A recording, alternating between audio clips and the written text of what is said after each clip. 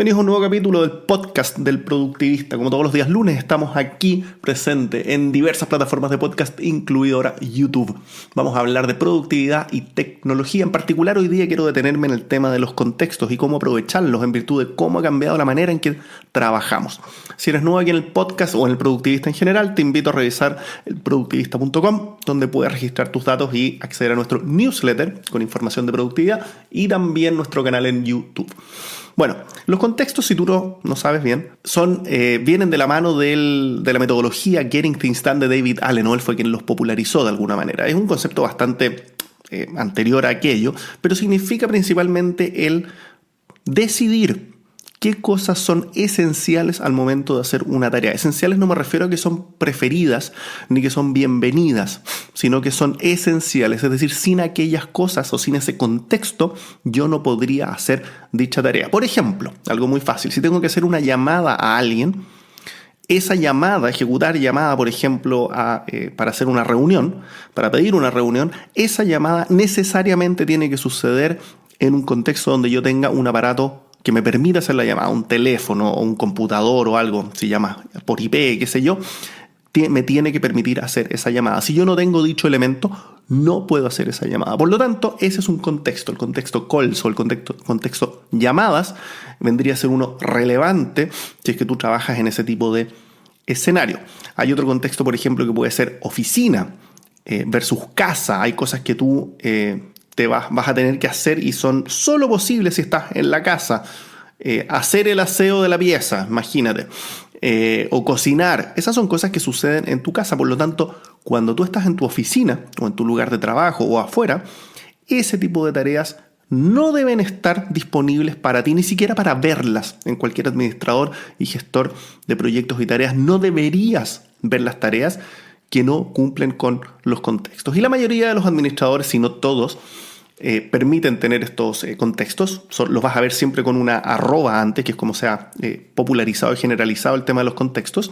Entonces tú fácilmente vas a poder filtrar y decir, bueno, en este momento estoy en la oficina, tengo el teléfono, tengo el computador, entonces voy a filtrar todas las cosas de todas las tareas que tengo pendientes, las cosas que puedo hacer en este momento, que son, por ejemplo, llamadas, y me siento a hacer las llamadas.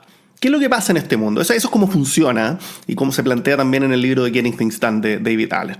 ¿Qué es lo que ha pasado? Que con el tema del avance tecnológico, hoy día tenemos una disponibilidad muchísimo mayor en los grandes contextos que en su época significaban algo. Significaba tener acceso a un teléfono, tener acceso al computador, sentarme en el computador a trabajar.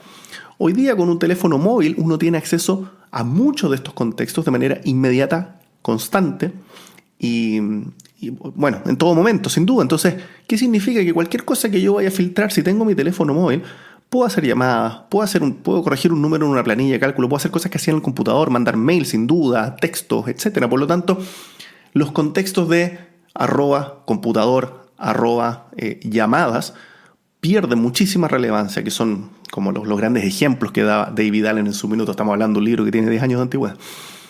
Y hoy día, ¿con qué nos topamos? Con que hay otros contextos que son mucho más relevantes para tener presente. Y eso es un poco lo que te quería comentar, cuál ha sido mi experiencia intentando recontextualizar mis tareas. En primer lugar, uno de los grandes contextos que he encontrado ha sido el de las personas. Es decir, a cada tarea ponerle un contexto de una persona, el nombre de la persona. Me permite que cuando estoy con una persona puedo fácilmente abrir mi gestor de tareas. En mi caso personal utilizo OmniFocus, pero puede ser cualquiera. Todos permiten, si estás usando un relativamente decente, te va a permitir utilizar tags, ¿cierto? Y con las etiquetas, y con eso puedes ya utilizar contextos. Cualquier aplicación que te permita poner más de una etiqueta, o más de una etiqueta a una tarea, ya te permite utilizar este concepto de contextos, porque obviamente puedes tener más de un contexto, y debes tener más de uno.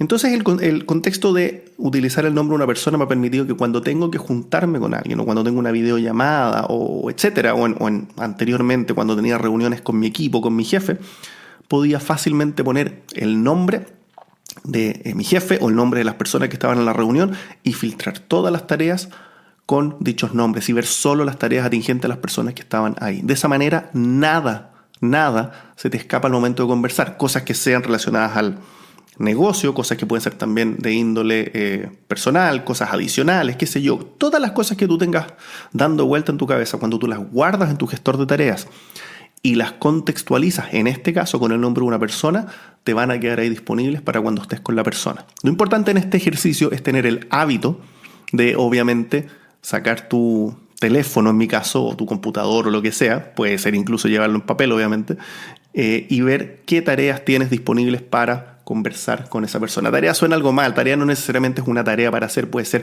conversar de una idea, de un proyecto, de algo que quieren hacer juntos, qué sé yo, hay 1000 alternativas. Pero ese es un contexto que yo le he estado dando más y más uso y me ha resultado bastante bien, en virtud de que ya no uso contextos de espacio físico. Tengo un laptop, tengo un teléfono móvil, puedo conectarme de cualquier lugar, por lo tanto, todas mis acciones tienen relación con un computador. Cada vez que ponía un contexto computador o laptop, intenté separarlo por computador, sistema operativo, qué sé yo, no tenía ningún sentido. Así que eliminé dicho contexto. Los aparatos y los espacios físicos son lo otro que también, como estoy en todos lados móvil, la mayoría, si no el 90% de las cosas puedo hacerlo en cualquier lugar, por lo tanto eso tampoco determina mis contextos. Entonces, volviendo al tema, tenemos el contexto de las personas, que ha sido, en mi caso, bastante útil. Segundo, y otro contexto que no lo he usado tanto todavía, pero me encantaría hacer un doble clic, como dicen en él, que es el contexto de energía. Hay dos ejes en este mundo de la productividad, ¿no? Tiempo y energía.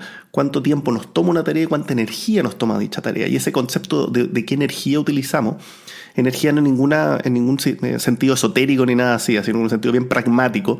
Energía puede ser que en la mañana tengas un boost de energía mucho mayor, en general sucede así. Es que después del almuerzo, por ejemplo, tengas la energía mucho más baja, entonces tengas que hacer otro tipo de tareas que requieran menos energía, tareas más pasivas mentalmente, y que en la tarde obviamente puedas ya volver a utilizar el boost de energía si vas al gimnasio, tal vez, qué sé yo, también. Ahí tienes que coordinarlo con tu día a día.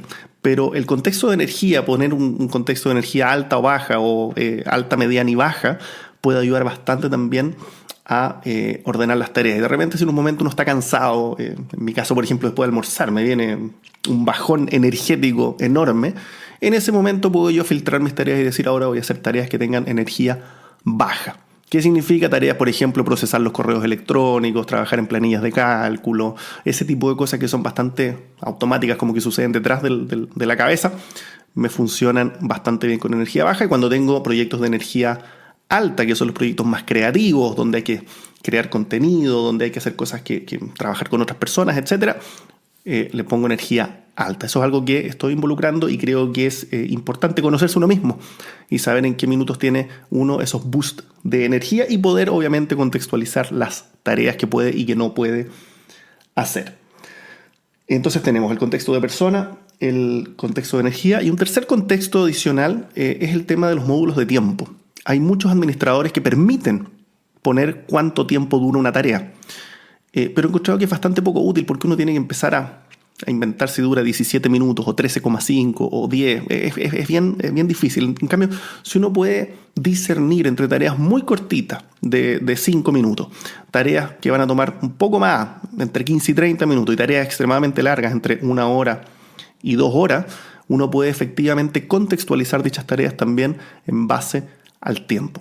Entonces, eventualmente en este escenario yo podría ahora sentarme y decir, bueno, ¿sabes qué, Roberto? Cuando termine este podcast tengo disponible 2 horas para trabajar, tengo la energía muy alta, me acabo de terminar una taza de café y no tengo que trabajar con nadie, tengo que hacer proyectos personales. Por lo tanto, voy a filtrar todas mis tareas en base a dichos contextos y voy a tener un set de las posibilidades que puedo en este momento hacer. Ese es todo el objetivo al final, que yo pueda ver cuáles son las tareas relevantes para hacer en este preciso momento.